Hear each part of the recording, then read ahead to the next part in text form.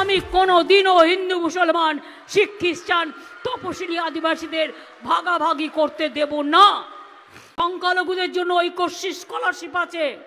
ওবিসির মধ্যে 97% মাইনরিটি ছেলে মেয়েদের ঢুকিয়ে আমরা সেখানে মেধাশ্রী প্রকল্প তৈরি করেছি।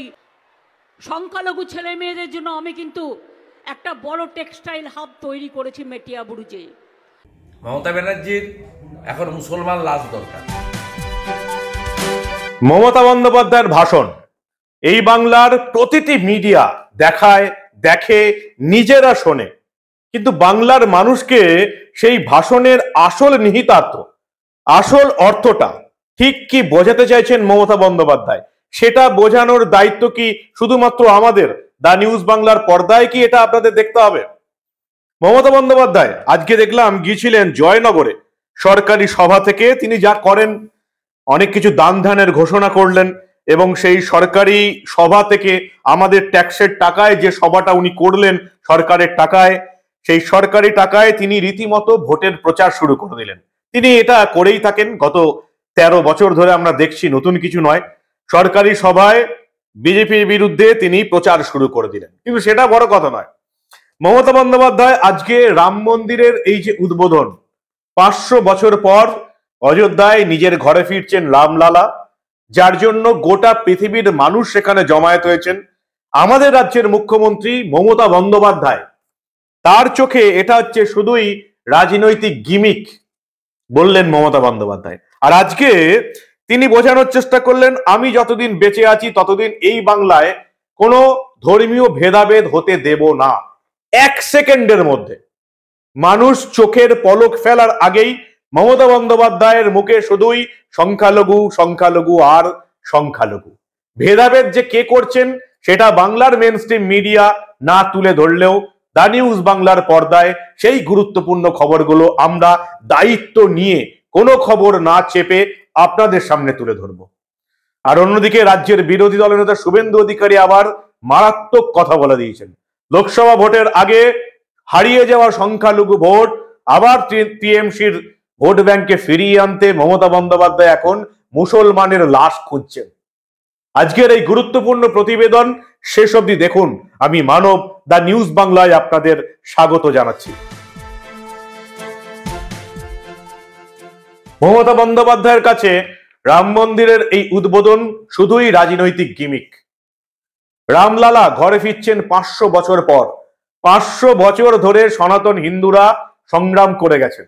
আপনারা একেবারে এই রিসেন্ট কর সেবকদের আত্মবলিদানের কথাও আপনারা জানেন। গুলি চালিয়ে কত কর সেবকদের যে মৃত্যু হয়েছে, আমাদের বাংলারও কয়েকজন আছেন, সেই ঘটনার কথাও আপনারা জানেন, নতুন করে বলার কিছু নেই। 22শে জানুয়ারি রামলালা অযোধ্যায় ঘরে ফিরছেন, সেটা আমাদের রাজ্যের মুখ্যমন্ত্রী মমতা বন্দ্যোপাধ্যায়ের কাছে শুধুই গিমিক। ভালো করে শুনুন রাজ্যের মুখ্যমন্ত্রী মমতা বন্দ্যোপাধ্যায় ঠিক কি বলতে চাইলেন এই বাংলার মানুষকে। কালকে আমায় জিজ্ঞেস করছিল, রাম মন্দির নিয়ে আপনার কি বক্তব্য, যেন আর কোনো কাজ নেই, একটাই কাজ। আমি বললাম, ধর্ম যার যার নিজের, উৎসব কিন্তু সবার। আমি সেই উৎসবে বিশ্বাস করি যে উৎসব সবাইকে নিয়ে চলে, সবাইকে নিয়ে কথা বলে, একতার কথা বলে। আপনারা করছেন, করুন না, কে আপত্তি করেছে? আপনারা কোর্টের আন্ডারে করছেন, ইলেকশনের আগে একটা গিমিক শো করবেন বলে, আমার কোনো আপত্তি নেই তো। কিন্তু তাই বলে অন্য সম্প্রদায়ের মানুষকে অবহেলা করা এটা কারো কাজ নয়। তৃণমূল কংগ্রেস যতদিন থাকবে, তৃণমূল কংগ্রেসের সরকার যতদিন থাকবে, আমি আপনাদের কাছে ওয়াদা করে যাচ্ছি, আমি আপনাদের কাছে শপথ করে যাচ্ছি, আমি আপনাদের ঈশ্বরের শপথ করে বলছি, আল্লাহর কসম খেয়ে বলছি, মনে রাখবেন, আমি কোনোদিনও হিন্দু মুসলমান শিখ খ্রিস্টান তপশিলি আদিবাসীদের ভাগাভাগি করতে দেব না। মমতা বন্দ্যোপাধ্যায় বললেন, আমি যতদিন আছি ততদিন কোনো ধর্মীয় ভেদাভেদ নয়, কোন রকম ধর্মীয় ভেদাভেদ তিনি করবেন না। সেটা বলার 1 সেকেন্ডের মধ্যে মানুষ নিজের পলকও ফেলতে পারেনি। তারপরেই মমতা বন্দ্যোপাধ্যায়ের ভাষণে শুধুই সংখ্যালঘু, সংখ্যালঘু আর সংখ্যালঘু। ওই যে আমি বলেছিলাম না, এই বাংলার মেইনস্ট্রিম মিডিয়া ঠিক আসল ব্যাপারগুলো আপনাদের চোখে তুলে ধরতেই পারে না। দেখুন, যে মমতা বন্দ্যোপাধ্যায়, মুখ্যমন্ত্রী মমতা বন্দ্যোপাধ্যায় বলছেন আমার চোখে কোনো ভেদাভেদ নেই, সেটা বলার 1 সেকেন্ডের মধ্যে এই রাজ্যের মুখ্যমন্ত্রী মমতা বন্দ্যোপাধ্যায় ঠিক কি বোঝাতে চাইলেন এই বাংলার সংখ্যালঘু মানুষদের, শুনুন ভালো করে। সংখ্যালঘুদের জন্য ঐক্যশ্রী স্কলারশিপ আছে, কেন্দ্র দেয় না। আমরা 3 কোটির বেশি ছাত্রছাত্রীকে ঐক্যশ্রী স্কলারশিপ দিয়েছি এবং ওবিসির মধ্যে 97% মাইনরিটি ছেলে মেয়েদের ঢুকিয়ে আমরা সেখানে মেধাশ্রী প্রকল্প তৈরি করেছি। আর একটা পরিকল্পনা আজকে আমি অ্যানাউন্স করছি। আমি জানি সংখ্যালঘু ছেলে মেয়েদের জন্য আমি কিন্তু একটা বড় টেক্সটাইল হাব তৈরি করেছি মেটিয়াবুরুজে। তারপর সংখ্যালঘু যুবক যুবতীদের 156 কোটি টাকার লোন দেওয়া হয়েছে। দেশের মধ্যে সংখ্যালঘু উন্নয়নে বাংলা রাজ্যে প্রথম, বাংলা কেন্দ্রে প্রথম, বাংলা সারা বিশ্বে প্রথম। এটা মাথায় রাখবেন, এটা আমাদের গর্ব। আমাদের রাজ্যের মুখ্যমন্ত্রী মমতা বন্দ্যোপাধ্যায়ের মতে গেরুয়া রংটা নাকি বিজেপির প্রতীক। গেরুয়া রং বিজেপির প্রতীক, চারদিকে নাকি গেরুয়া করতে চলেছে বিজেপি। ছোটবেলা থেকে শুনে এসছি আমাদের দেশের জাতীয় পতাকার প্রথম রংটাই হচ্ছে গেরুয়া। সেই গেরুয়া হচ্ছে ত্যাগের প্রতীক। ছোটবেলা থেকে আমাদের বাবা মারা আমাদের পড়িয়েছিল। এখনো দেখবেন বই খুলবেন, গেরুয়া ত্যাগের প্রতীক। কোথাও কোনো বইয়ে লেখা নেই গেরুয়া শুধুমাত্র বিজেপির প্রতীক। কে বলছে বলুন তো এই রংগুলো একের পর এক রাজনৈতিক দলের প্রতীক? কে বলছে? কারা বলছে? কারা এই রংগুলোকে, এত সুন্দর রংগুলোকে দাগিয়ে দিতে চাইছে? লাল মানি সিপিএম এর প্রতীক, কে বলেছে? নীল সাদা মানি তৃণমূলের প্রতীক, কে বলেছে? গেরুয়া মানি বিজেপির প্রতীক। রং কারো বাপের প্রতীক নয়। যে রং আপনাদের পছন্দ হবে সেই রংটাই পরবেন। আমার তো সব রং পছন্দ, সেজন্যই আমার প্রতিবেদনে আপনারা আমাকে লাল পরতে দেখেছেন, গেরুয়া পরতে দেখেছেন। দুর্দান্ত রং, গেরুয়া রং আমার খুব ভালো লাগে। আমি গেরুয়া রঙের পোশাক পরি। শুধু গেরুয়া কেন, আমাকে আপনারা নীল, সাদা, কালো, সবুজ বিভিন্ন রং পরতে দেখেছেন। কারণ আমি মনে করি রং কারো বাপের সম্পত্তি নয়। কিন্তু রাজ্যের মুখ্যমন্ত্রী মমতা বন্দ্যোপাধ্যায় বলতে চাইলেন গেরুয়া হচ্ছে বিজেপির প্রতীক। আমরা ছোটবেলা থেকে শুনে এসেছি গেরুয়া হচ্ছে ত্যাগের প্রতীক, আর সেই জন্য ভারতের জাতীয় পতাকার প্রথম রংটাই হচ্ছে গেরুয়া। বাংলার মানুষকে কি ভুল বোঝাতে চাইলেন মুখ্যমন্ত্রী মমতা বন্দ্যোপাধ্যায়, শুনুন আপনারা ভালো করে। বলে সব গেরুয়া রং করতে হবে। আরে গেরুয়া তো সাধুরা পরে, আমরা তাদের সম্মান জানাই। কিন্তু কেন বিজেপির কালারে সব কালার হবে কেন? 1 টাকার প্রজেক্টে দিলেও বলছে বিজেপির পার্টির লোগো লাগাতে হবে। আমি গভর্নমেন্ট অফ ইন্ডিয়ার লোগো লাগাতে বাধ্য, পশ্চিমবঙ্গ সরকারের লোগো লাগাতে বাধ্য, আমি পার্টির লোগো লাগাতে বাধ্য নই। মমতা বন্দ্যোপাধ্যায় বললেন কেন্দ্রীয় সরকার নাকি সব প্রকল্পেই বিজেপির যে প্রতীক সেই প্রতীক ব্যবহার করার নির্দেশ জারি করছে আমাদের রাজ্য সরকারকে। ভাবতে পারছেন? কেন্দ্র সরকারের যে কোনো প্রকল্পে ভারতের যেটা কেন্দ্রীয় প্রতীক অশোক চক্র, আমাদের দেশের প্রতীক, সব ক্ষেত্রে সেটাই ব্যবহার হয়। কখনো কোনো সরকার বলে না যে তাদের পার্টির প্রতীক ব্যবহার করতে হবে। ভারতবর্ষের এতগুলো রাজ্য আছে, এতগুলো কেন্দ্রশাসিত আছে, তার মধ্যে বিজেপির সবচেয়ে এখন যে বড় শত্রু সেই কংগ্রেস শাসিত রাজ্যগুলো আছে। কোন রাজ্য থেকে অভিযোগ শুনেছেন যে বিজেপি তাদের কোনো প্রকল্পে শুধুমাত্র বিজেপির প্রতীক লাগাতে বলছে, কেন্দ্রীয় সরকার তাদের প্রকল্পে বিজেপির প্রতীক লাগাতে বলছে? কখনো কোনো অভিযোগ শুনেছেন? শোনেননি। জলজ্যান্ত ডাহা মিথ্যা কথা বলে গেলেন আমাদের রাজ্যের মুখ্যমন্ত্রী মমতা বন্দ্যোপাধ্যায়। কেন বলেন মিথ্যা কথাগুলো? কেন্দ্রীয় সরকার প্রকল্প করলে কেন্দ্রের যে প্রতীক সেই প্রতীক বসবে সেখানে। কোনোদিন কেন্দ্রীয় সরকার বলতে পারে, নির্দেশ দিতে পারে যে কেন্দ্রীয় সরকারের প্রকল্পে বিজেপির প্রতীক লাগাতে হবে? কেউ বিশ্বাস করবে? একটা বাচ্চা ছেলেও বিশ্বাস করবে?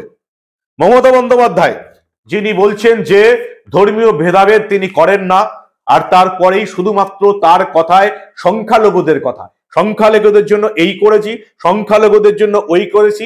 ওবিসি যেটা সংরক্ষণ আমাদের রাজ্যের ওবিসিদের পাওয়ার কথা, সেই ওবিসির মধ্যে 97% এখন সংখ্যালঘু করে দিয়েছেন মুখ্যমন্ত্রী মমতা বন্দ্যোপাধ্যায়। কত বড় অন্যায় কাজ করেছেন আমাদের রাজ্যের মুখ্যমন্ত্রী, আর সেটা প্রকাশ্য মঞ্চে, সরকারি মঞ্চে ঢাক পিটিয়ে বলেও আপনাদের ঘুম ভাঙাতে পারছেন না।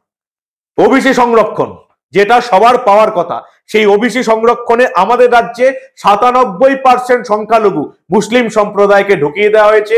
নিজের মুখে প্রকাশ্য মঞ্চে বারবার স্বীকার করছেন মমতা বন্দ্যোপাধ্যায় সংখ্যালঘুদের 30 থেকে 33% ভোট ব্যাংকের জন্য। আর বাকি যে 67 থেকে 70% ভোট ব্যাংক, হিন্দুদের ভোট ব্যাংক আছে, তারা এখনো জেগে ঘুমিয়ে আছে। ওবিসির মধ্যে 97% সংখ্যালঘু মুসলিমদের হয়ে যাওয়ার পরেও, মুখ্যমন্ত্রীর ঘোষণার পরেও আমাদের রাজ্যের হিন্দুরা কি সুন্দর ঘুমিয়ে আছেন আপনারা এতদিনে জেনে গেছেন। রাজ্যের বিরোধী দলনেতা শুভেন্দু অধিকারী কি বলছেন? শুভেন্দু অধিকারী আবার এই কদিনের আগের যে ঘটনা, সন্দেশখালীর ঘটনা, শেখ শাহজাহানের ঘটনা দেখিয়ে বাংলার মানুষকে বলতে চাইলেন মুখ্যমন্ত্রী মমতা বন্দ্যোপাধ্যায় এখন লোকসভা ভোটের আগে যেহেতু এই সংখ্যালঘু ভোট তাদের কাছ থেকে কিছুটা সরে গেছে, সাগরদিঘির নির্বাচনে তার প্রমাণ পাওয়া গেছে, সেই সংখ্যালঘু ভোটকে ফিরিয়ে আনতে তিনি আবার বগটুয়ের মতন মুসলিম লাশ খুঁজছেন। বগটুয়ে তিনি সেটাকে কাজে লাগাতে পারেননি, কারণ বগটুয়ে 10-12 জন মুসলিম মারা গিয়েছিল এবং তাদেরকে জীবন্ত পুড়িয়ে মেরেছিল মমতা বন্দ্যোপাধ্যায়ের তৃণমূল কংগ্রেস, অনুব্রত মণ্ডলের লোকজন, ভাগ বটোয়ারা নিয়ে গন্ডগোলের জেরে সেটাকে কাজে লাগানো যায়নি। তাই তিনি সন্দেশখালীতে চেষ্টা করলেন যাতে ইডির উপর হামলা করে, সিআরপিএফ বাহিনীর উপর হামলা করে মুসলিম লাশ খুঁজতে। 2-4টে মুসলিম লাশ খুব দরকার সংখ্যালঘুদের ভোটটা ফের তৃণমূলের দিকে ফিরিয়ে আনতে, কারণ সংখ্যালঘু ভোট ব্যাংক বেরিয়ে যাচ্ছে তৃণমূল থেকে। কিছুটা টেনে নিচ্ছে নওশাদ সিদ্দিকী, কিছুটা টেনে নিচ্ছে কংগ্রেস সিপিএম এর জোট, যেটা সাগরদিঘির নির্বাচন প্রমাণ করে দিয়েছে।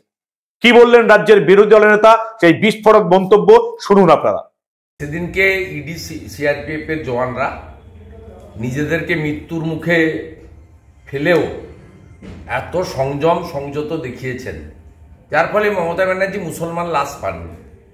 মমতা ব্যানার্জির এখন মুসলমান লাশ দরকার, কারণ নওশাদ সিদ্দিকীর মিটিংয়ে ভিড়, কাল ব্রিগেডে যারা ছিলেন তার গরিষ্ঠ সংখ্যক সংখ্যালঘু সম্প্রদায়। বালিগঞ্জের ভোটে কিভাবে মুসলিম ভোট হাতছাড়া হয়েছে, 2টো ওয়ার্ড 2টো কাউন্সিলর রিগিং না করলে জিততেই পারত না, সাগরদিঘি দেখেছেন।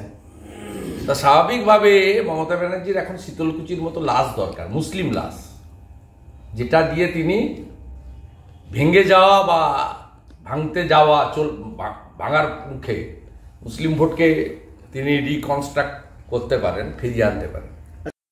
বন্দ্যোপাধ্যায় ব্রাহ্মণ, মমতা বন্দ্যোপাধ্যায় তিনি রাম মন্দিরের উদ্বোধনকে বলছেন রাজনৈতিক গিমিক। 500 বছর পর সনাতনীরা এত লড়াইয়ের পর রামলালাকে নিজের বাড়িতে ফেরত আনতে পেরেছেন। কতটা আবেগের জায়গা, সেই হিন্দুদের, সনাতনীদের সেই আবেগের জায়গাকে একেবারে কুঠারাঘাত করে মমতা বন্দ্যোপাধ্যায় বলছেন রামলালার ঘরে ফেরাটা, রাম মন্দিরের উদ্বোধন হচ্ছে রাজনৈতিক গিমিক।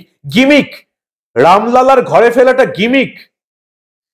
আর কিছু বলার নেই আমাদের, কারণ আপনারা এই সরকারটাকে, এই বাংলার মেয়েকে আপনারা 3-3বার ভোট দিয়ে নির্বাচন করেছেন, নবান্নের সিংহাসনে বসিয়েছেন, আমাদের রাজ্যের শাসনভার দিয়েছেন, যিনি বন্দ্যোপাধ্যায় ব্রাহ্মণ হয়ে রামলালার বাড়ি ফেরাকে বলছেন গিমিক। দেখতে থাকুন the news Bangla. Mainstream media আপনাদের চোখে আঙুল দিয়ে এইসব ঘটনা তুলে না ধরলেও দা নিউজ বাংলার পর্দায় আপনারা এইসব ঘটনা অবশ্যই দেখতে পাবেন। যদি এই প্রতিবেদন ভালো লাগে, যদি মনে হয় এই বাংলার প্রতিটি মানুষের এই প্রতিবেদন দেখা উচিত, তাহলে অবশ্যই বন্ধুদের গ্রুপে শেয়ার করবেন। আর দেখতে থাকুন দা নিউজ বাংলা। আমরা কোনো ঘটনাই চেপে রাখতে দেব না।